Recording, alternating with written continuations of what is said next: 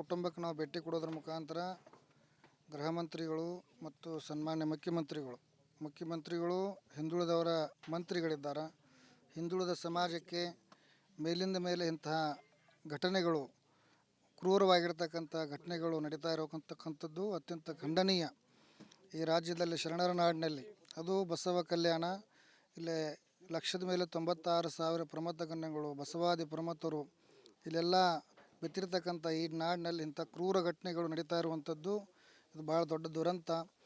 ಕಳೆದ ಬಾರಿ ಹುಬ್ಬಳ್ಳಿಯಲ್ಲೂ ಕೂಡ ಅಂಜಲಿ ಹಿರೇಮಠ ಅಂತಕ್ಕಂಥ ಯುವತಿ ಆಗಲಿ ಮತ್ತು ನಮ್ಮ ಸಮಾಜದ ನೇಹಾ ಹಿರೇಮಠ, ಅಂಜಲಿ ಅಂಬಿಗೇರ್ ಅಂತಕ್ಕಂಥ ಯುವತಿ ನಮ್ಮ ಸಮಾಜದ ಯುವತಿ.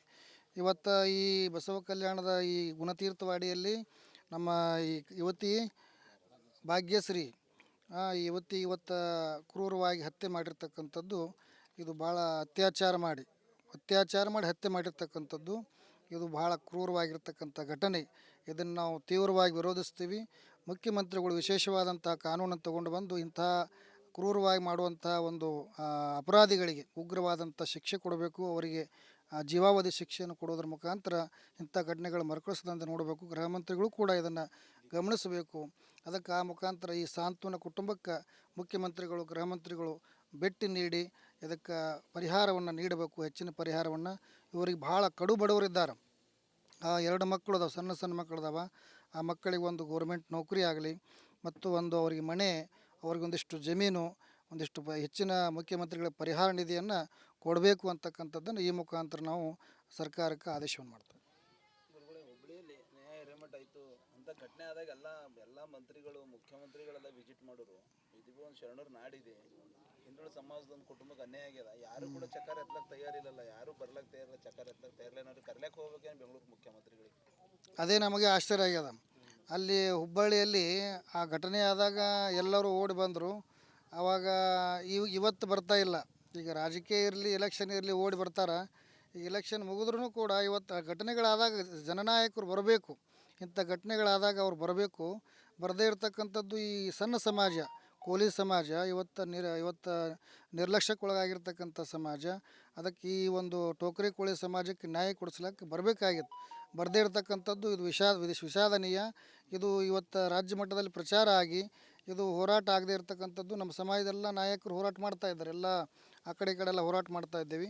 ಮತ್ತು ಅವ್ರು ಗಮನ ಕೊಡದೇ ಇದ್ದರೆ ಮುಂದಿನ ದಿನಗಳಲ್ಲಿ ನಾವು ಕೂಡ ಉಗ್ರ ಹೋರಾಟವನ್ನು ಮಾಡುವಂಥದ್ದು ಮಾಡ್ತೀವಿ. ರಿಪಬ್ಲಿಕ್ ಕನ್ನಡದಿಂದ ಜಸ್ಟಿಸ್ ಫಾರ್ ಭಾರತಿ ಅಭಿಯಾನಕ್ಕೆ ವ್ಯಾಪಕ ಬೆಂಬಲ ವ್ಯಕ್ತ ಆಗ್ತಾಯಿದೆ ಅಂತ ಹೇಳ್ಬೋದು. ಬಸವ ಕಲ್ಯಾಣ ಕ್ಷೇತ್ರದ ಕಾಂಗ್ರೆಸ್ ಪಕ್ಷದ ಮುಖಂಡ ಧನರಾಜ್ ತಾಡಂಪಳ್ಳಿ ನೋಡ್ಬೋದು ನೀವು ದೃಶ್ಯದಲ್ಲಿ. ಏನು ಈಗಾಗಲೇ ಗುಣತೀರ್ಥವಾಡಿ ಗ್ರಾಮಕ್ಕೆ ಭೇಟಿ ನೀಡಿ ಆ ಒಂದು ಕುಟುಂಬಸ್ಥರ ನೋವನ್ನು ಆಲಿಸಿದ್ದಾರೆ. ಅವ್ರ ಸಮಸ್ಯೆಯನ್ನು ಖುದ್ದು ಕೇಳಿದ್ದಾರೆ.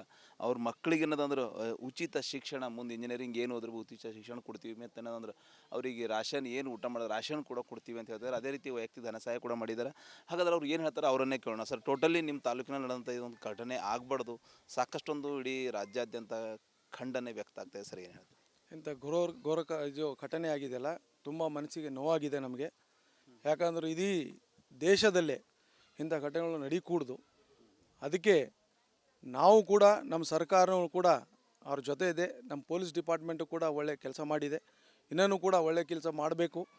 ಯಾಕಂದರೆ ಅವರಿಗೆ ಈ ಕೃತ್ಯ ನಡೆಸಿದಂಥ ವ್ಯಕ್ತಿಗಳಿಗೆ ಅವ್ರಿಗೆ ಶಿಕ್ಷೆ ಸಿಗಲೇಬೇಕೆಂಬ ನಮ್ಮೆಲ್ಲರ ಒಂದು ಇದು ಆಸೆ ಇದೆ. ಅದಕ್ಕೆ ಸರ್ಕಾರ ವತಿಯಿಂದ ಅವ್ರಿಗೇನು ಸಕಲ ಸವಲತ್ತುಗಳು ಏನು ಬೇಕಾಗಿದೆ. ಅವ್ರು ಹೇಳ್ತಾ ಇದ್ರು ಮನೆ ಇಲ್ಲ ಅವ್ರಿಗೆ, ಪಾಪ ಮನೆ ಆಗಲಿ, ಮಕ್ಕಳಿಗೆ ಇದ್ದಂಥ 2 ಮಕ್ಕಳು ಇದೆ, 2 ಗಂಡಸು ಮಕ್ಕಳು. ಅವ್ರಿಗೆ ಅತ್ಯುತ್ತಮ ಸ್ಥಾನದ ಇಂಜಿನಿಯರಿಂಗ್ ಸೀಟು ಇರ್ಬೋದು, ಯಾವುದೇ ಸೀಟ್ ಇದ್ದರೂ ಕೂಡ ನಮ್ಮ ವತಿಯಿಂದ ಅವರಿಗೆ, ಸರ್ಕಾರ ವತಿಯಿಂದ ಅವರಿಗೆ ನಾನು ಕೆಲಸ ಅಂತ ಕೊಡುವಂಥ ಕೆಲಸ ಮಾಡ್ತೀವಿ. ಎಜುಕೇಷನ್ ಕಲಿಸ್ಬೇಕೆಂಬ ಕೆಲಸ ಮಾಡೋಂಥ ನಾವು ಮಾಡ್ತೀವಿ. ಒಂದು ರಾಜ್ಯದ ಮುಖ್ಯಮಂತ್ರಿಗಳು ಬರಲೇಬೇಕು ಇಲ್ಲಂತ ಒಂದು ಕೂಗಿದೆ. ಸರ್, ನೀವೇನು ಒತ್ತಾಯ ಮಾಡ್ತೀವಿ, ಏನೊಂದು ಮನವರಿಕೆ ಮಾಡ್ಕೊಡ್ತೀವಿ ಮುಖ್ಯಮಂತ್ರಿಗಳು? ಈಗ 17ನೇ ತಾರೀಕಿಗೆ ಸರ್ಕಾರ ಗುಲ್ಬರ್ಗಾದಲ್ಲಿ ಒಂದು ಕ್ಯಾಬಿನೆಟ್ ಒಂದು ಮೀಟಿಂಗ್ ಕರೀತಾ ಇದ್ದಾರೆ. ಅದರಲ್ಲಿ ಮುಖ್ಯಮಂತ್ರಿಗಳು, ಉಪಮುಖ್ಯಮಂತ್ರಿಗಳು, ಆಮೇಲೆ ನಮ್ಮ ಮಾಧವ ಸಾಹೇಬರು ಕೂಡ ಎಲ್ಲರೂ ಬರ್ತಾ ಇದ್ದಾರೆ.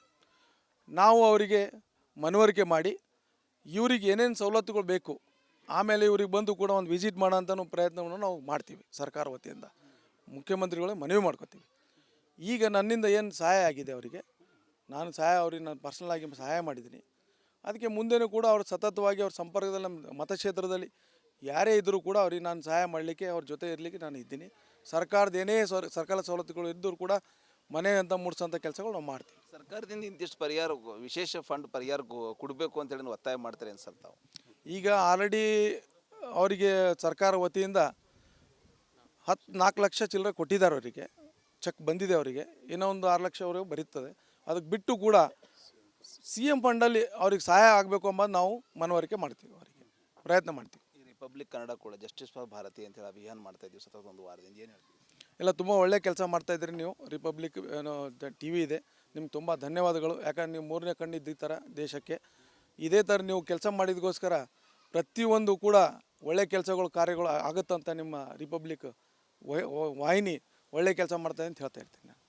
ಟೋಟಲಿ ಈ ಒಂದು ಕುಟುಂಬಕ್ಕೆ ಟೋಟಲಿ ಅಂದ್ರೆ ಯಾವ ರೀತಿ ಒಂದು ಬೆನ್ನೆಲುಬಾಗಿ ಸರ್ಕಾರ ಮಟ್ಟದಕ್ಕೆ ಇವ್ರ ಸಮಸ್ಯೆಗಳು ಒಯ್ದು ಮುಟ್ಟಿಸುವ ಮೂಲಕ ಇವ್ರ ನೋವಿಗೆ ತಾವು ಶಾಶ್ವತ ಅವ್ರಿಗೆ ಮನೆ ಇಲ್ಲ, ತಗಡದ ಮನೆ ಇದೆ, ಪ್ರತಿಯೊಂದು ಯಾವ ರೀತಿ ತಾವು ಸತತ ಪ್ರಯತ್ನ ಮಾಡಿ? ಈಗ ಆಲ್ರೆಡಿ ಮಂಟಾಳ ಇದರಲ್ಲಿ ಅವ್ರಿಗೆ ಒಂದು ಜಾಗ ನೋಡಲಿಕ್ಕೆ ಆಲ್ರೆಡಿ ಅಧಿಕಾರಿಗಳಿಗೆ ಮಾತಾಡಿದ್ದೀವಿ. ಆಮೇಲೆ ಸರ್ಕಾರ ವತಿಯಿಂದ ಅವ್ರಿಗೆ ಒಂದು ಮನೆ ಕಟ್ಸ್ಕೊಡೋಂಥ ನಾವು ಕೆಲಸ ಮಾಡ್ತೀವಿ. ಆಮೇಲೆ ಅವ್ರ ಮಕ್ಕಳಿಗೆ ಒಂದು ಇಂಜಿನಿಯರಿಂಗು ಓದಿಸುವಂಥ ಪ್ರಯತ್ನಗಳನ್ನ ಮಾಡಿ ಒಂದು ಒಳ್ಳೆ ಫ್ಯಾಮ್ಲಿಗೆ ಒಳ್ಳೆ ಆಗಲಿ ಅಂತ ನಾವು ಆಸೆ ಬಯಸ್ತೀವಿ.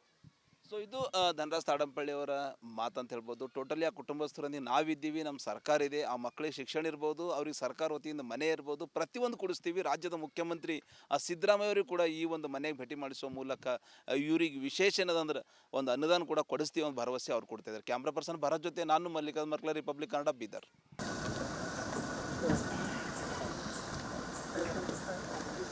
ಹೌದಾ?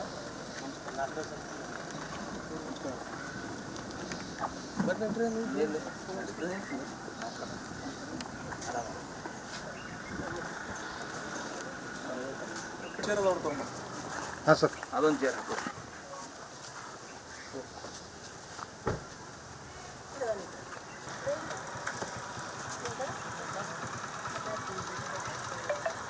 ನಾವೆಲ್ಲ ಪೊಲೀಸ್ ಅಧಿಕಾರಿಗಳೆಲ್ಲ ಭಾಳಷ್ಟು ತುಂಬ ಅನ್ಯಾಯ ಆಗಿ ಯಾರಿಗೂ ಆಗಬಾರ್ದು.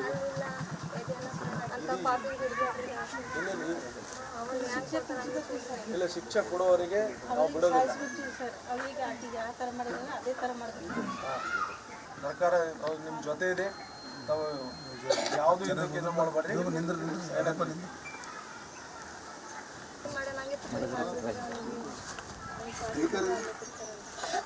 ಈ ಕಠೋರವಾದ ಶಿಕ್ಷೆ ಸಿಗಲೇಬೇಕು.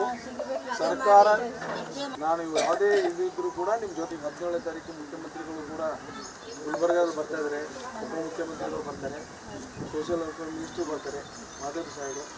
ಆದಷ್ಟು ಪ್ರಯತ್ನ ನಾವು ತಂದು ಭೇಟಿ ಮಾಡೋಂಥ ಕೋಶಿಶ್ ಮಾಡಿ ಇದರಿಂದ ಏನೇನಾಗುತ್ತಂಬ ಸಹಾಯ ಅಂಬ ನಾವು ಮಾಡ್ತಾಯಿದ್ದೀವಿ. ನೋಡಿ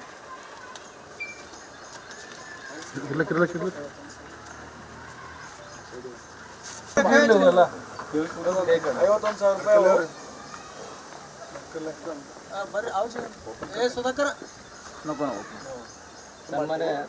ಆಮೇಲೆ ಧನರಾಜ್ ತಾಡಂಪಳ್ಳಿ ಕಾಂಗ್ರೆಸ್ ಮುಖಂಡರು ಬಸವಕಲ್ಯಾಣ್ ಅವರು ಅವರು ಪೇರೆಂಟ್ಸು ತಮ್ಮ ಒಂದು ಅವರ ಅಮೃತಾಸ್ತ್ರದಲ್ಲಿ ತಗೋತಾ ಇದ್ದಾರೆ. 51,000 ರೂಪಾಯಿ ಅವ್ರಿಗೆ ಏನಪ್ಪ ಕೊಡ್ತಾ ಇದ್ದಾರೆ. ಮತ್ತು ಬೇರೆ ಏನೇನು ಸಿಗುತ್ತೆ ಸವಲತ್ತುಗಳು ನೀವು ಮಾಡಿಸ್ಬೇಕು. ನೀವೇನೇ ಇದ್ದರೆ ನನ್ನ ಸಂಪರ್ಕದಾಗಿರಿ, ನಾನು ಮಾಡಿಸ್ಬೇಕು. ಎಜುಕೇಷನ್ ಇಂಜಿನಿಯರಿಂಗ್ ಸೀಟ್ ಕೂಡ ನನ್ನ ಜವಾಬ್ದಾರಿ. Free engineering college.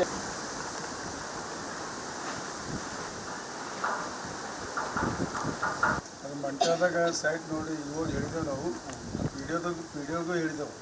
ಒಂದು ಸೈಟ್ ನೋಡ್ಕೊಳ್ಳತ್ತಾರ, ಸೈಟಲ್ಲಿ ಕೊಡ್ತಾರಲ್ಲಿ ಸರ್ಕಾರದಿಂದ ಒಂದು ಮನೆ ಕಟ್ಸೋದು ಕೂಡ ಅಂತ ರೇಷನ್ ಮನೆ ಕೊಟ್ಟೇವಲ್ಲ, ಕೊಟ್ಟಲ್ಲ, ಮತ್ತೆ ಮುಂದಿನ ತಿಂಗಳು ತಂದು ಕೊಡ್ತೀವಿ. 3 ತಿಂಗಳು ಕಂಟಿನ್ಯೂ ತಂದು ಕೊಡ್ತೀವಿ.